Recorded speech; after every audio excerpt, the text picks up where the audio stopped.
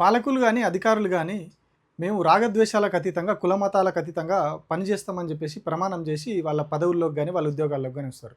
కానీ నిజంగానే వాళ్ళు అధికారంలోకొచ్చిన తర్వాత, అధికార బలం వచ్చిన తర్వాత నిజంగానే అట్లా పనిచేస్తున్నారా అంటే అస్సలే గాదు. మరీ ముఖ్యంగా డబుల్ ఇంజిన్ అని చెప్పుకుంటున్నటువంటి బీజేపీ పాలిత రాష్ట్రాల్లో ఇది మరీ దారుణంగా ఉన్నది. దానికి ఒక బెస్ట్ ఎగ్జాంపుల్ ఇవాళ మనం డిస్కస్ చేద్దాం. నమస్తే, నేను Prabhakar Venuvanka. Welcome to PV news. ఉత్తరప్రదేశ్‌లో ఒక దారుణమైనటువంటి ఘటన జరిగింది. ఏకంగా అధికారులు, అక్కడ ఉన్నటువంటి ప్రభుత్వ పెద్దలు కలిసి ఒక శ్మశాన వాటికనే లేకుండా చేద్దామని చూసిర్రు. కానీ అక్కడ ఉన్నటువంటి ప్రజలు ఎదురు తిరగడం, అక్కడ వాళ్ళకు మీడియా కొంత మద్దతుగా నిలవడంతోటి అధికారులు వెనక్కి తగ్గక తప్పలేదు. వాళ్ళు చేసిందే తప్పు. ఆ తప్పు చేసిన తర్వాత ఇంకా ఎంత దారుణంగా వ్యవహరించిర్రో మీకు ఇప్పుడు వివరిస్తాను నేను. ఉత్తరప్రదేశ్ మథుర దగ్గర ఉన్నటువంటి మనోహరపురలో ఈ ఘటన జరిగింది. ఆ ఊరిలో ఏప్రిల్ 26 తారీఖు నాడు తెల్లవారేసరికి అక్కడ ఉన్నటువంటి ఆ ఊరిని అనుకుని ఉన్నటువంటి ఖబరస్థాన్లో సమాధులు చాలా వరకు డ్యామేజ్ అయి ఉన్నాయి. అట్లాగే అక్కడ ఉన్నటువంటి చెట్లు, ఆ సమాధుల పక్కన ఉన్నటువంటి చెట్లు, ఆ సమాధుల ప్రాంతానికి వేసినటువంటి ఫెన్సింగ్ అవన్నీ కూడా తొలగిపోయి ఉన్నాయి. అవన్నీ కూడా డ్యామేజ్ చేసి ఉన్నాయి. మరి ఇదంతా ఎవరు డ్యామేజ్ చేసిరని వాళ్ళు ఆరాధిస్తే తెలిసింది ఏంటంటే అధికారులే చేసిరు. అక్కడ ఉన్నటువంటి ఆ సంబంధిత మున్సిపల్ అధికారులే అవన్నీ కూడా తీసేసిరు, జేసీబీలు తీసుకొచ్చి సమాధులు తవ్వేసిరు అని చెప్పి వాళ్ళంతా కూడా చెప్పారు. ఆ తవ్వేయడం కూడా ఏ స్థాయిలో అంటే కంప్లీట్గా ఆ శ్మశానంలో సమాధుల మీద ఉన్నటువంటి రాళ్ళు అవన్నీ కూడా తొలగించేసి వాళ్ళ ఎముకల గూడు ఏదైతే ఉంటుందో ఆ గూడు పైకి కనిపించేలాగా వదిలేసి వెళ్ళిపోయారు. మరి ఎందుకు ఇంత దారుణంగా చేసిర్రు అంటే అదేదో ల్యాండ్, ప్రభుత్వానికి సంబంధించిన ల్యాండ్ వీళ్ళు కబ్జా పెట్టిరు అని చెప్పేసి వాళ్ళు ఆరోపణలతో అక్కడికి వచ్చేది చేసిరు. కానీ ఇది చేసింది అర్ధరాత్రి సమయంలో.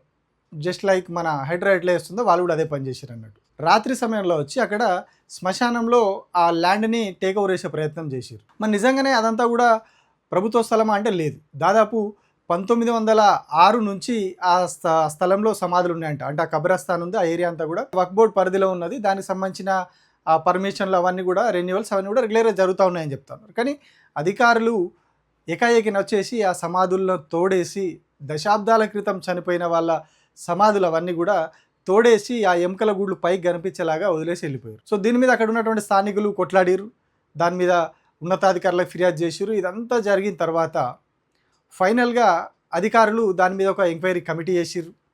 ఇదంతా కూడా మాకు తెలియకుండా జరిగింది, అక్కడ ఎవరైతే మేము కాంట్రాక్టర్కు అప్పచెప్పినామో ఆ కాంట్రాక్టరు అత్యుత్సాహంతో చేసిన మాకు తెలియకుండా అని చెప్పారు.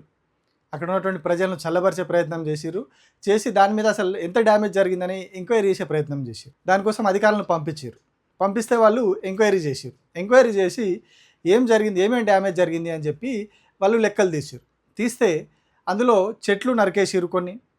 దానికి ఏదైతే ఆ కబ్రస్థాన్కి ఫెన్సింగ్ వేసినటువంటి పోల్స్ ఉన్నాయో, సిమెంట్ పోల్స్, అవి ఒక 20 వరకు సిమెంట్ పోల్స్ పడిపోయినాయి. ఒక 9 సమాధులు డ్యామేజ్ అయినాయి. ఇది అక్కడ జరిగింది, ఇది నష్టం అని చెప్పి అంచనా వేసారు. సో మరి దీనికి నష్టపరిహారం ఇస్తాం, మేము అక్కడ జరిగిన నష్టానికి మేము నష్టపరిహారం ఇస్తామని ప్రకటించారు.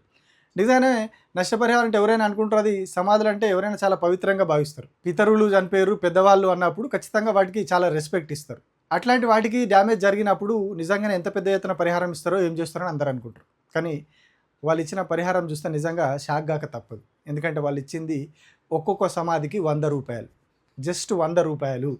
9 సమాధులకు 900 రూపాయలు ఇచ్చారు. ఇంకా గమ్మత్తైన విషయం ఏంటి అంటే, ఏవైతే చెట్లు డ్యామేజ్ అయినాయో చెట్లకి 600 రూపాయలు, సిమెంట్ పిల్లర్స్ ఏవైతే ఉన్నాయో డ్యామేజ్ అయినాయి, ఆ సిమెంట్ పిల్లర్లకి 20 పిల్లర్లకి 2000 రూపాయలు ఇచ్చారు. 20 సిమెంట్ పిల్లర్లకి 2000, చెట్లకి 600, అవి ఒక 2600.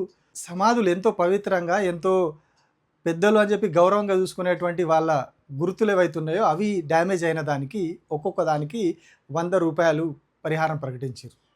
ఆ చెక్కులు కూడా పంపిణీ చేసిరు. అయిపోయింది ఆ కార్యక్రమం అంతా. మే ఎండింగ్లో అట్లా అయిపోయింది ఆ కార్యక్రమం కూడా, పంపకం కూడా అయిపోయింది. అంటే ఎంత దారుణంగా ప్రభుత్వాలు వ్యవహరిస్తూ ఉన్నాయి, ఎంత దారుణంగా అధికారులు వ్యవహరిస్తూ ఉన్నారు. మాది డబుల్ ఇంజన్ అంటారు, ఇంకేదో అంటారు, మేము చేసే అభివృద్ధి ఒకటి ఏట్లేదని చెప్పుకుంటారు. కానీ అక్కడ జరిగింది ఇది. వక్ఫ్ బోర్డులో ఆ ల్యాండ్ రికార్డ్ అయి ఉంది, సర్వే నెంబర్లతో సహా ఆ ల్యాండ్ అంతా కూడా అందులో రికార్డ్స్లో ఉన్నది. వాళ్ళు రెన్యువల్స్ అవన్నీ కూడా జరుగుతూ ఉన్నాయి. దానికి సంబంధించి ఒక ఫెన్సింగ్ వేసి పెట్టారు. దాదాపు 1906 నుంచి అక్కడ ఆ కబ్రస్థాన్ ఉన్నదని చెప్తా ఉన్నారు. ఇన్ని అఫీషియల్ రికార్డ్స్ ఉండంగా కూడా అక్కడికి డైరెక్ట్ అర్ధరాత్రి సమయంలో పోయిన, నిజంగానే ఒకవేళ ప్రభుత్వం పనిచేయాలనుకుంటే డే టైంలో కూడా చేయొచ్చు, కానీ చేయలేదు. రాత్రి సమయంలో పోయి సమాధులు డ్యామేజ్ చేశారు. అంటే ఇదంతా కూడా కేవలం ఒక వర్గాన్ని భయపెట్టే ఉద్దేశంతో జరిగింది అనేది అక్కడ ఉన్నటువంటి వాళ్ళు చెప్తున్నారు. ఇవాళ మా సమాధుల మీదకి వచ్చి మా సమాధులను కూల్చేసే ప్రయత్నం చేసిర్రు, వాటిని తొలగించే ప్రయత్నం చేసిర్రు. ఇట్లనే వదిలేస్తే రేపటి రోజున మా మీదకు రారనే భరోసా అయింది మాకు. ఇప్పటికే రాష్ట్రంలో మేము భయంగా బతుకుతున్నాము. ఇట్లాంటి దాంట్లో రేపటి రోజున వీళ్ళు మా మీదకు వచ్చి మా ఇళ్లను, మా గుడిసెలను అన్నింటినీ కూడా కూలగొడితే మాకు ఎవరు భరోసా అని వాళ్ళు అడుగుతున్నారు. వాళ్ళు ఎక్కడి నుంచో, పాకిస్తాన్ నుంచో, బంగ్లాదేశ్ నుంచో వచ్చి ఇక్కడ ఉండలేరు. ఇక్కడనే పుట్టిర్రు, ఈ దేశ పౌరులే ఇక్కడనే పెరుగుతూ ఉన్నారు. కానీ వాళ్ళ మీద ప్రభుత్వాలు ఏ స్థాయిలో కక్ష సాధిస్తున్నాయి. ఉత్తరప్రదేశ్లో అద్భుత రాజ్యం నడుస్తుంది మాది అని చెప్పుకుంటారు కదా యోగి పాలనలో. ఇగో ఇది అద్భుత పాలనకి ఒక ఎగ్జాంపుల్. ఇది చాలా చిన్న ఎగ్జాంపుల్. ఇట్లాంటి చాలా వందల కొద్ది అక్కడ జరుగుతూ ఉన్నాయి. కానీ ఎవరు కూడా వాటి గురించి మాట్లాడరు. ఒకవేళ వీటి గురించి మనం మాట్లాడితే దేశద్రోహులను ముద్రేస్తారు, తుకుడే గ్యాంగ్ అని ముద్రేస్తారు. కానీ అక్కడ ఉన్నటువంటి వాస్తవ సమస్యని, వాస్తవ పరిస్థితిని మాత్రం ప్రపంచానికి తెలియనియరు. ఇప్పుడు ఆ ప్రాంతం అంతా కూడా కంప్లీట్గా భయంలో మునిగిపోయి ఉన్నది. ఇవాళ మా సమాధుల మీదకి వచ్చిన జేసీబీలు రేపు మా ఇళ్ళ మీదకి రాకుండా పోతాయా? ఇదంతా కూడా మా ఇళ్ళని ఇక్కడ నుంచి ఖాళీ చేయించాలి, మమ్మల్ని వెళ్ళగొట్టాలనే ఉద్దేశంతో చేస్తున్నారు అనేది వాళ్ళు ఆరోపిస్తున్నారు.